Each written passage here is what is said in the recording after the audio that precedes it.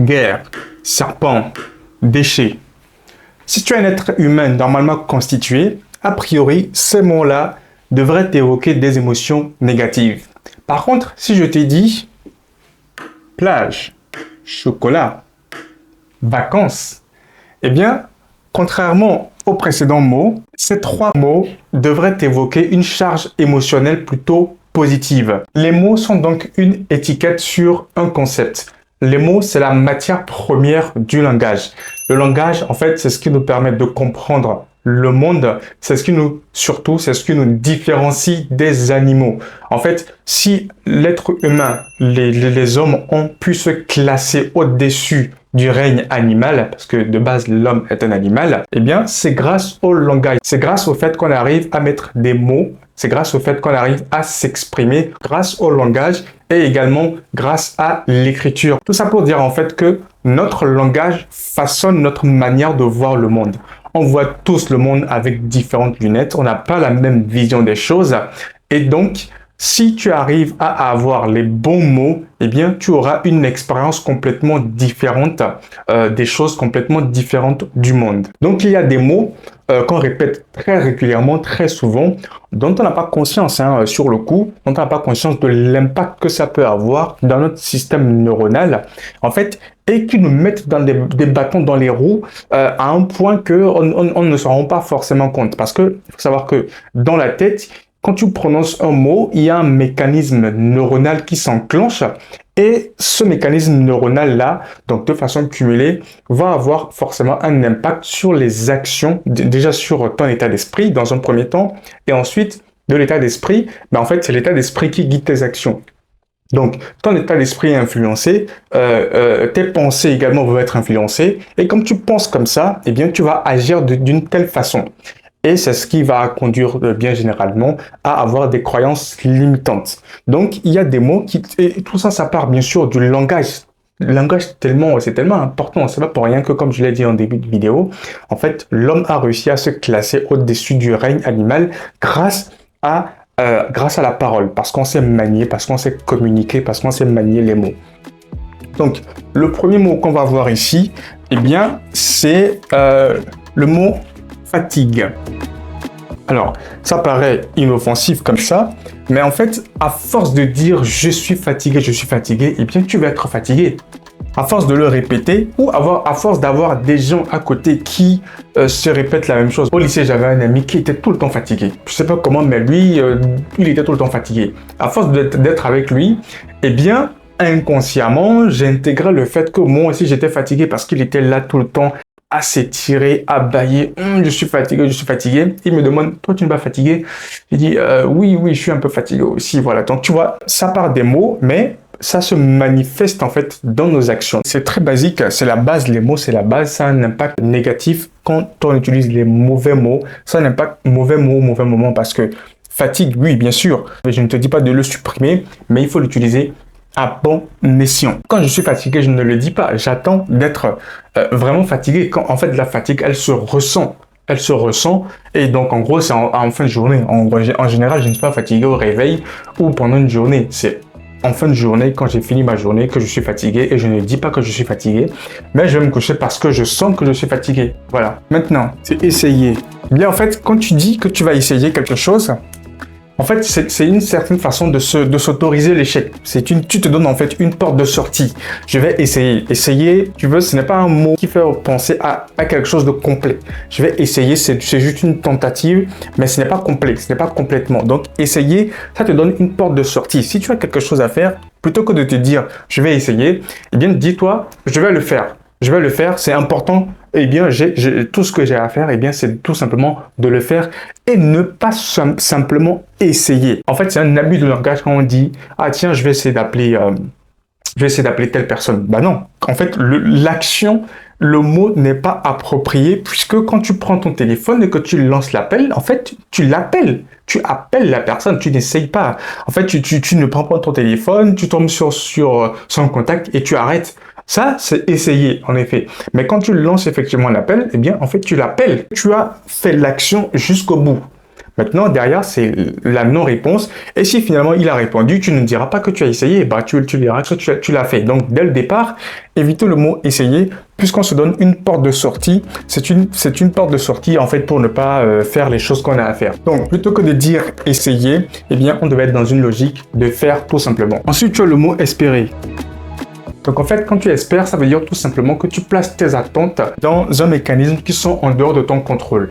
Ça peut être par exemple, j'espère que le Bitcoin va monter dans quelques mois, dans quelques années, ou que j'espère que ma vidéo YouTube va faire des milliers, voire des millions de vues. Plutôt que de te dire que j'espère, eh bien tu te dis, bah, je vais le faire tout simplement. Je le fais et on verra ce que ça va donner, puisque au-delà, après, tu n'as plus de contrôle. Donc, la seule chose que tu peux te dire, c'est que tu vas le faire. Si ça marche, tant mieux. Si ça ne marche pas, bah c'est pas grave, tu n'auras qu'à recommencer. C'est la roulette russe. Parfois, les choses peuvent bien se passer. Donc, dans ce cas, tant mieux. Parfois, les choses peuvent ne pas bien se passer. Dans ce cas, bah, en fait, voilà, tu assumes tout simplement.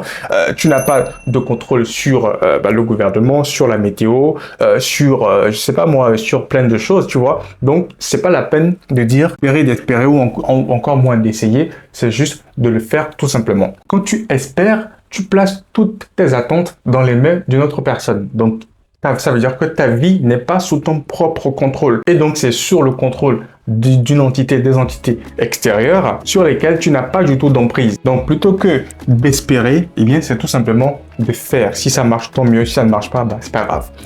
Prochain mot. Impossible. Tu connais certainement la citation d'Henry Ford qui disait « Si tu crois que tu en es capable ou que tu n'en sois pas capable, eh bien, dans les deux cas, tu as raison. Si tu te dis « c'est trop dur, c'est compliqué, c'est en dehors de mes capacités, bah, tu as raison. Bah, tu ne le feras tout simplement pas. En fait, tu t'auto-limites. Tu te places toi-même un blocage de surcroît mental. Donc, en fait, tu n'iras pas plus loin puisque tu es convaincu que tu ne peux pas le faire. Donc, ça ne sera pas le cas. Donc, tu vas pas pouvoir le faire, tout simplement. Et souvent, on arrive dans cette situation-là parce que, en fait, le projet, en tout cas, la tâche sur laquelle on a à travailler, on la représente comme étant une montagne, alors qu'il ne s'agit que d'une colline. Comme je t'ai dit au début, en fait, on voit le monde avec des lunettes différentes. Donc, il suffit de faire un petit peu abstraction et de voir les choses d'une façon différente ou en tout cas, d'essayer de saucissonner le projet ou en tout cas la tâche qu'on a réalisée en de petits morceaux et de faire ces petits morceaux étape par étape pour pouvoir réaliser en fait la colline ou la montagne qu'on voit tout simplement. Et donc, rappelle-toi de ce principe. Si tu t'en sens capable, bah, tu vas le faire. Si tu ne t'en sens pas capable, bah, tu ne le feras tout simplement pas. En fait, comme je l'ai dit encore une fois, on voit le monde de différentes façons. Et donc, de ce fait, notre expérience du monde est totalement subjective. Donc, aie bien conscience de tes pensées, aie bien conscience de tes croyances, parce que c'est ça qui va influencer l'atteinte ou pas de tes objectifs. Prochain mot, pas ma faute. Tout à l'heure, on a vu que le monde extérieur, en fait, tu ne le contrôles pas. Il y a certaines choses que tu ne peux pas contrôler. Donc, si tu remets la responsabilité de certaines choses qui t'arrivent à une autre personne ou à une autre entité, eh bien, tu vas stagner, comme c'est de leur faute, en fait, tu attendras d'eux qu'ils résolvent ton problème. Sauf que tu ne le feras pas. En fait, je suis gros, j'ai un gros ventre, c'est la responsabilité de l'industrie agroalimentaire. Je fume des joints tout le temps, c'est la responsabilité de ceux qui produisent ça. J'ai une situation financière misérable, c'est pas ma faute, c'est la faute du gouvernement. Bah, en fait, en remettant la responsabilité de ce qui t'arrive sur d'autres personnes, sur d'autres entités, bah, tout simplement, tu ne feras rien. Et tu vas te complaire en fait dans cet engrenage-là et rien ne va changer pour toi puisque comme c'est pas de ta faute, tu ne feras rien en fait pour changer ça. Donc dire tout le temps que c'est pas ma faute, c'est de la faute de telle personne, de telle entité, eh bien c'est un déni de responsabilité personnelle. Alors ça ne veut pas dire que si par exemple il y a une grande tempête et que ta maison se fait arracher, se fait balayer, c'est de ta faute. C'est la faute, t'as pas de chance, voilà, on n'y peut rien, c'est une force naturelle. Ce qui va être très important et déterminant pour toi, c'est la reconstruction de ta maison. Comment est-ce que tu fais pour te relever? Puisque c'est pas parce que c'est la faute de la nature que c'est la nature qui va te reconstruire ta maison. Donc, prends bien conscience de ça également. Prochain mot, un peu. Un peu ou petit. Alors, tu vas me dire encore une fois, finalement, on peut plus employer de mots. Si, je répète encore une fois, ça dépend du contexte. Là, un peu, il serait moins intéressant de l'utiliser dans le contexte où, par exemple, voilà, tu as un truc à faire, tu dis tu vas faire un petit effort. Pourquoi tu ne fais pas un effort tout simplement? Ou pourquoi tu ne fais pas un grand effort tout simplement? Donc, en fait, c'est une façon également de se mettre des bâtons dans les roues. C'est une façon de se limiter, de s'auto-limiter. Et ça, malheureusement, en fait, ça vient dès le jeune âge. On nous a dit qu'il faut se contenter de peu. Et donc, on ne fait que le strict minimum, le peu d'efforts possible pour faire telle ou telle chose. Alors que on pourrait, si on n'avait pas cette croyance limitante-là, on pourrait faire plus de choses parce qu'on a la capacité de le faire tout simplement. On a la capacité de le faire, on ne se rend pas compte qu'on a la capacité de le faire et donc on se contente de faire peu et voilà, on se complète dans une vie médiocre tout simplement. Donc il faudrait sortir de cette croyance limitante-là et passer à un autre niveau et se dire, écoute, j'aimerais gagner beaucoup plus d'argent. Pourquoi pas? C'est possible. Et donc, en fait, parce que tu t'es décidé comme ça, parce que tu t'es programmé comme ça, tu vas te tourner vers les solutions qui vont t'apporter les idées ou en tout cas les actions à mettre en place pour gagner beaucoup plus d'argent. Eh bien, en fait, pourquoi tu te limiterais juste à faire un petit projet alors que tu peux faire 10 fois plus? Alors que tu peux faire 10 fois plus, tu as peut-être envie quelque part en toi de faire 10 fois plus, mais juste parce que tu es limité. Et le pire, en fait, c'est qu'on ne se rend pas compte. Si on se rendait compte qu'on pouvait faire plus, sauf qu'on décidait consciemment de se limiter parce qu'on n'a pas besoin, si tu veux, parce que on dit qu'on n'a pas besoin de grand chose pour vivre, eh bien, ça, c'est une décision consciente qu'on a préméditée, qu'on a pris comme décision. Maintenant, le pire, c'est de ne pas se rendre compte qu'en fait, qu'on peut faire plus, qu'on a envie de faire plus et qu'on peut le faire.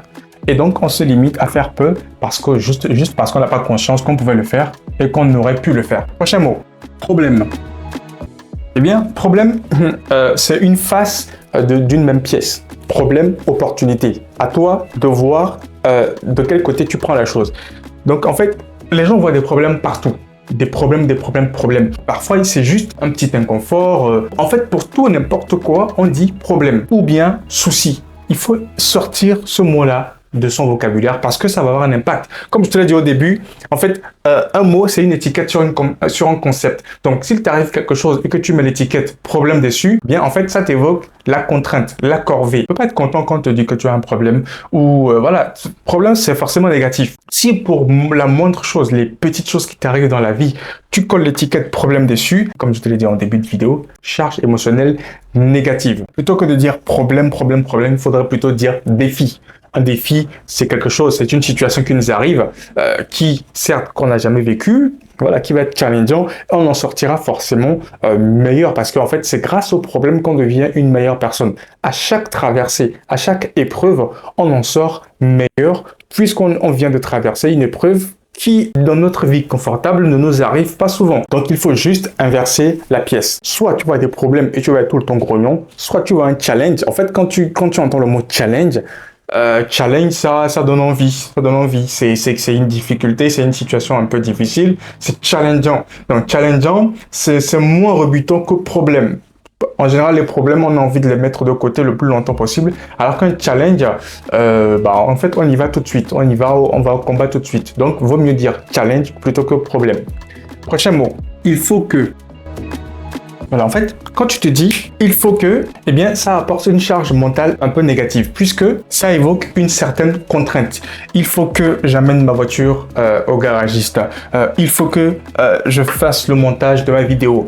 Il faut que je fasse tel exercice à rendre demain à l'université ou à l'école. Il faut que, eh bien, il y a une certaine contrainte. Et la contrainte apporte de la frustration parce que c'est un peu contraignant, donc on est un peu frustré de le faire. Donc, le plus intéressant ici serait par exemple d'associer à l'activité contraignante qu'on a à faire, la corvée contraignante qu'on a à faire, de l'associer à un besoin, de se dire, écoute, peut-être que je pars en vacances dans 2 semaines, ma voiture, il faut la faire réviser, eh bien, pour pouvoir partir tranquillement en vacances, eh bien, j'ai besoin d'apporter ma voiture chez le garagiste. Donc, c'est un besoin. J'ai besoin d'aller à la salle de sport ou en tout cas d'aller courir dehors pour avoir une meilleure santé, un meilleur physique. Donc, il faudrait essayer d'alléger au maximum possible cette charge négative, cette contrainte émotionnelle-là, donc de l'alléger le maximum possible pour que ça ne soit plus vu comme une frustration par notre cerveau. C'est une façon de hacker son cerveau et de faire quand même les choses qu'il faut qu'on fasse. Donc en gros, tout simplement, tu retournes la situation de telle sorte à ce que ce ne soit plus une corvée, mais un bénéfice. Bah, je dois faire ça, voici le bénéfice que ça m'apporte. Je dois faire ma déclaration d'impôt par exemple, après je serai tranquille. J'apporte ma voiture au garage pour partir en vacances tranquillement. Donc le bénéfice, c'est de pouvoir profiter de ces vacances et donc l'activité, la tâche d'apporter son véhicule au garage, ce n'est plus vu comme une corvée, mais c'est vu comme une tâche à faire pour pouvoir derrière bénéficier, enfin avoir un bénéfice. Prochain mot, fait chier. Fait chier. Voilà, ça c'est un mot vraiment négatif. C'est un mot qui apporte une charge mentale vraiment négative, une frustration.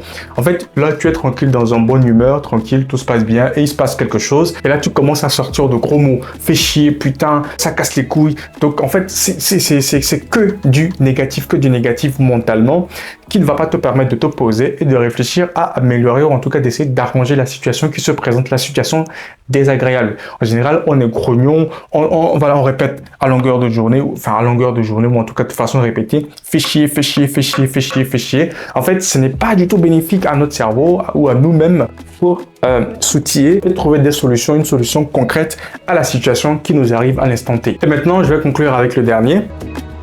Échec. Moi, je dis toujours, il n'y a pas d'échec, il n'y a que des expériences. Le mot échec, alors malheureusement, comme je sais plus c'était quel mot petit, je disais que c'est quelque chose qui nous a été inculqué depuis qu'on est petit, il faut se contenter de peu, blablabla, blablabla. C'est pareil avec le mot échec. Combien de fois on nous a tous rappelé qu'on n'avait pas droit à l'échec? Combien de fois on nous a dit qu'il fallait pas ramener de mauvaises notes à la maison? C'était mal vu, l'échec n'était pas permis. Quand tu échouais une classe, eh bien, en fait, tu étais la risée du quartier, de l'école. Et donc, forcément, ça apporte une charge mentale négative. Donc, éviter le plus possible l'emploi du mot échec et partir sur des mots en remplacement comme expérience, comme apprentissage. Donc, comme apprentissage afin d'améliorer, eh bien, ce qu'on a fait, qui n'a pas marché, qui a conduit à ce mot que je ne vais pas prononcer là. Donc voilà, j'espère que cette vidéo a été intéressante et instructive pour toi. N'hésite pas à la partager dans ton entourage si tu as appris quelque chose. N'hésite pas également à t'abonner. Je te dis à la prochaine dans une autre vidéo. D'ici là, prends bien soin de toi. Allez, ciao!